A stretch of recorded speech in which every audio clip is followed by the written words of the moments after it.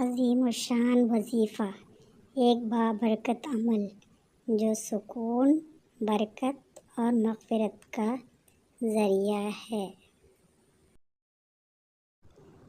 فضائل: حضرت ابو ایوب انصاری رضی اللہ عنہ سے روایت ہے، حضور صلی اللہ علیہ وآلہ وسلم نے فرمایا، جو شخص سورہ آل عمران کی یہ آیت صبح اور شام پڑھتا ہے، اللہ تعالیٰ اس پر فرشتے نازل فرماتے ہیں جو قیامت تک اس کے لیے استغفار کرتے رہتے ہیں۔ قیامت کے دن ایسے لوگوں کی مغفرت ہوگی اور انہیں جنت الفردوس میں جگہ دی جائے گی۔ ہر روز 70 مرتبہ نظر رحمت سے نوازا جائے گا اور ایسی نیکیاں لکھی جائیں گی جن کا ادنیٰ درجہ بھی جنت ہے۔ بعض روایات میں ہے، ہم اس کے فضائل پر اس کو غنی عطا کریں گے۔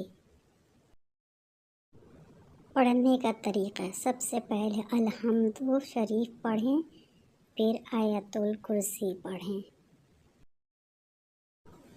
سورہ فاتحہ: بسم اللہ الرحمن الرحیم، الحمد للہ رب العالمین، الرحمن الرحیم، مالک یوم الدین، ایاک نعبد و ایاک نستعین، اہدنا الصراط المستقیم، صراط الذین انعمت علیہم غیر المغضوب علیہم ولا الضالین۔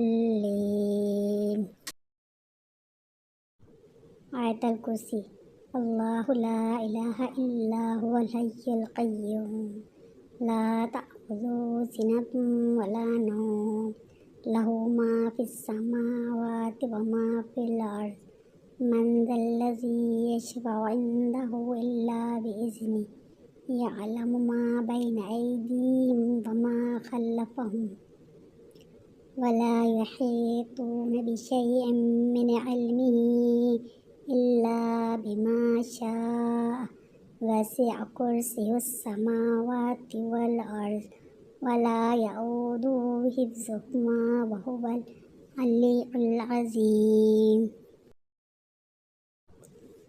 پھر یہ آیت پڑھیں، شہد اللہ انہ لا الہ الا هو والملائکۃ واولو العلم قائما بالقسط، لا الہ الا هو العزیز الحکیم۔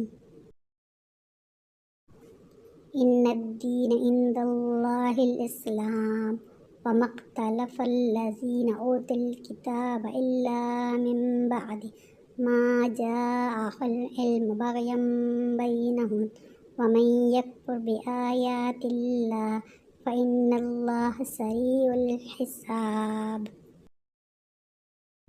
اللہم مالک الملک، تؤتی الملک من تشاء وتنزع الملک ممن تشاء وتعز من تشاء وتذل من تشاء بیدک الخیر انک علی کل شیء قدیر۔